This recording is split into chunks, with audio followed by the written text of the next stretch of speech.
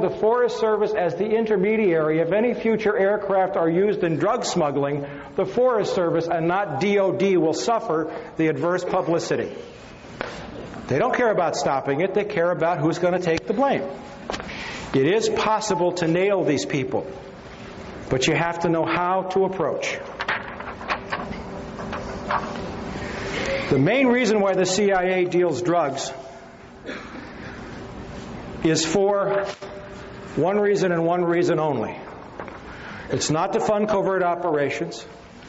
The main reason is not to weed out the gene pool, although I will tell you, and I have proven, that blacks have been deliberately targeted, but the CIA brings in more drugs than all the African Americans could use in this country. The main reason the CIA deals drugs is to support the U.S. economy. Let's take a look for a second. I don't know if you can read this in the back, but I'll call the names out. We're going to see something that's very unusual here. The National Security Act of 1947 created the CIA. It was written by a man named Clark Clifford, who was a longtime aide to Harry Truman. Okay? Clark Clifford's profession was he was a Wall Street banker and lawyer.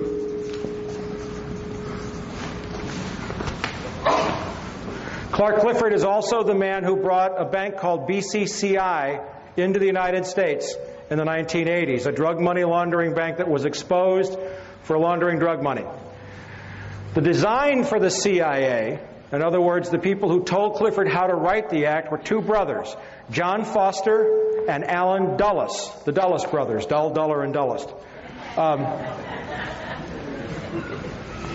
John Foster Dulles was Secretary of State to President Dwight Eisenhower. Allen Dulles was the DCI, not from 81 to 87. He was the DCI from, I think, roughly 1953 until about 61 in the Bay of Pigs when John F. Kennedy fired him. You know what their profession was? Wall Street lawyers at the law firm of Sullivan and Cromwell, which is today the most powerful law firm on Wall Street.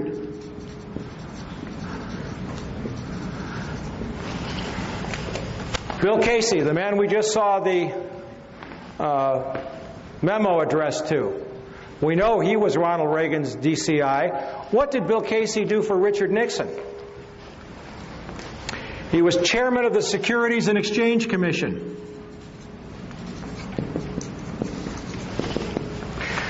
Stanley Sporkin, one of my favorite turkeys, was CIA General Counsel during the 80s. He used to email back and forth with Oliver North. Dear Stanley to Ollie, Stanley to Ollie. It was very funny. Okay? Do you know what he did before he became... No, he was the General Counsel to the SEC. Securities and Exchange Commission, charged with monitoring all securities transactions. David Daugherty, CIA General Counsel after Stanley Sporkin. You know what he does today? The Executive Vice President of the New York Stock Exchange for enforcement. Isn't that great?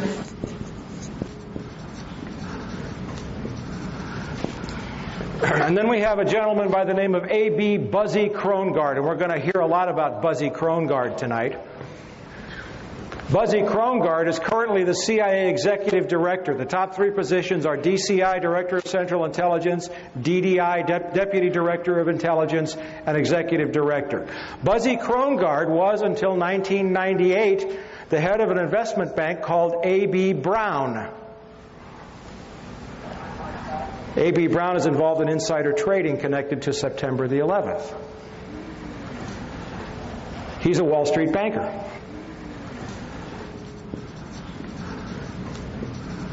As a matter of fact, 6 out of 7 of the first deputy directors of intelligence came to CIA from Wall Street.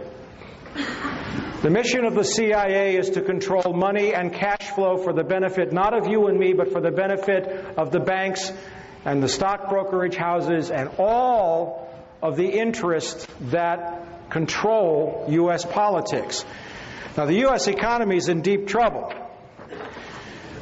But the level of criminality in this government and in this country has become so overt in the last 2 years that the stink is becoming hard for people to ignore. This is a story from the Associated Press, June 27th, 1999. New York Stock Exchange chief, that's a guy by the name of Dick Grasso, hops on an airplane in New York City and flies to Bogota, Colombia, hops in an armor-plated limousine and drives up to the foothills in the mountains that are occupied by the FARC guerrillas, who occupy a third of Colombia. They tax the cocaine. Everybody in Colombia deals drugs. But what did he ask them to do?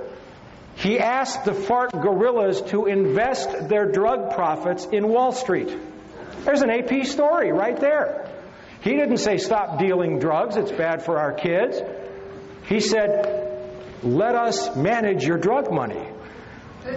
The FARC said, we think we would rather keep our money in Colombia for the benefit of Colombians. Why should we send it to New York? And what happened a year later was Bill Clinton announced Plan Colombia. And don't get me wrong here, Colombia is on the list of countries where this administration is planning to go to war because there's also oil there. All right. Still laying a foundation, but we're getting ready to move into September 11th. Let's look at a little history of the Bush family.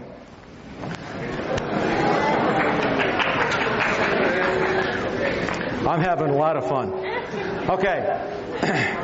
This is from a book called The Unauthorized Biography of George Bush, which is an extremely well-researched book.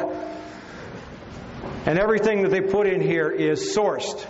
If we go to George Herbert Walker Bush's father, Prescott Bush, he was the managing director of a firm called Brown Brothers Harriman during the 30s and 40s. Brown Brothers Harriman financed Adolf Hitler before and during World War II.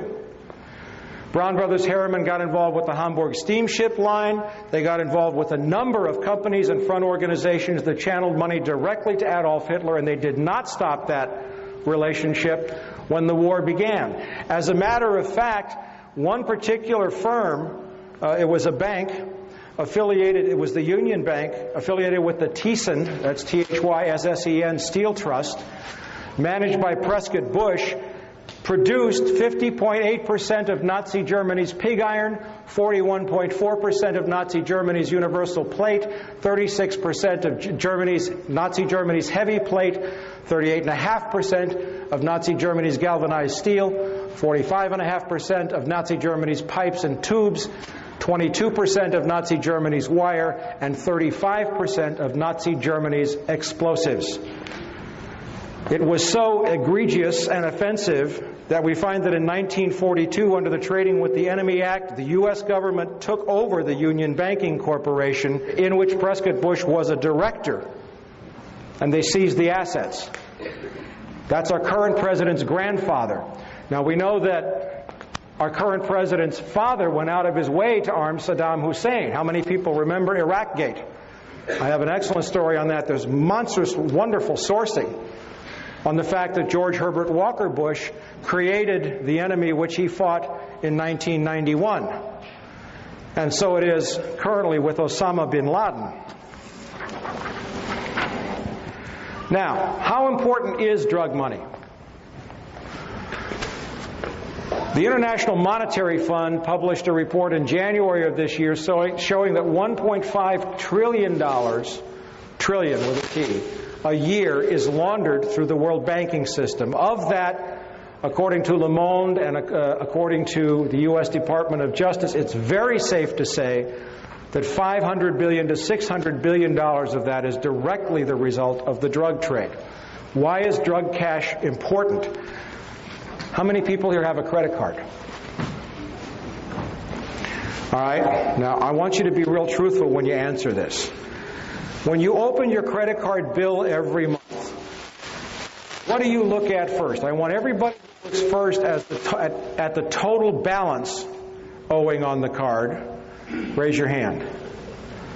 How many of you look first at the minimum monthly payment required?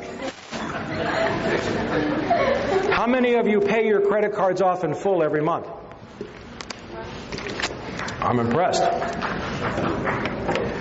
The point is that the United States economy, and I was at an economic conference in Moscow in March of this year, has derivatives. Derivatives are anything that's not related to anything of value. It's like stock futures, it's calls, it's puts, it's options, it's has a derivatives bubble of $300 trillion. $20 trillion of that alone is connected to J.P. Morgan Chase, which is about ready to go under thanks to Enron. And watch that very closely, okay?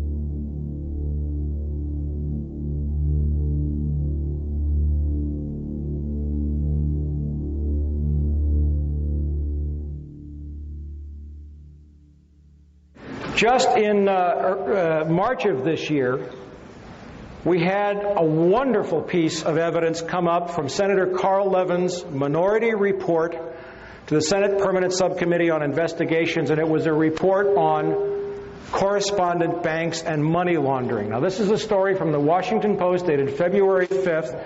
It says, inattention and disinterest by U.S. banks in screening the foreign banks they take as clients has allowed rogue foreign banks, not rogue, and their criminal clients to carry on money laundering and other criminal activity in the United States and to benefit from the protections afforded by the safety and the soundness of the U.S. banking industry, said Senator Carl Levin of Michigan.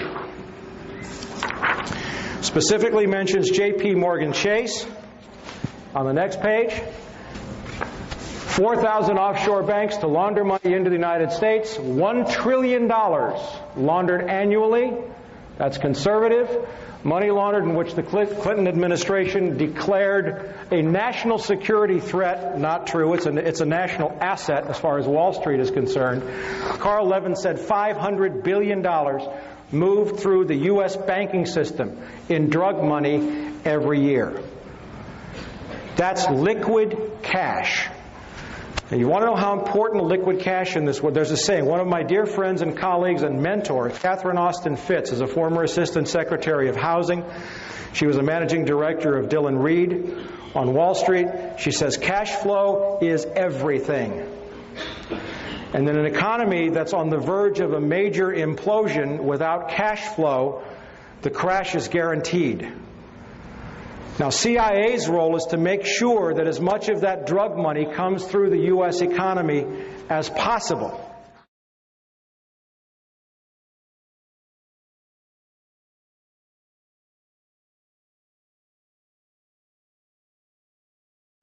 When I was a little girl, I grew up at 48th and Larchwood in West Philadelphia, and the salary index was 100%.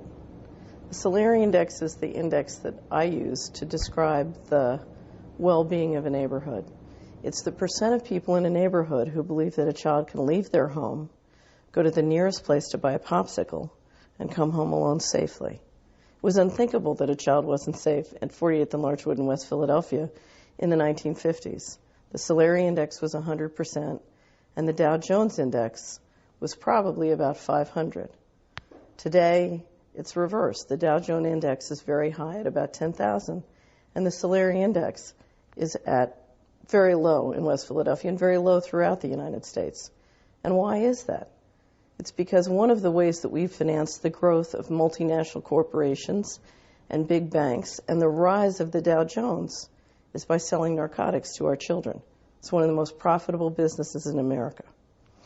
About a year ago, I gave a speech called How the Money Works in Organized Crime to a wonderful group of people in Philadelphia. They have a conference every year. They go off into the woods for about 3 days and talk about how they can help our culture, our world, spiritually evolve. So I gave my presentation on how the money works as organized crime, describing what is arguably the biggest, most profitable industry in the United States today.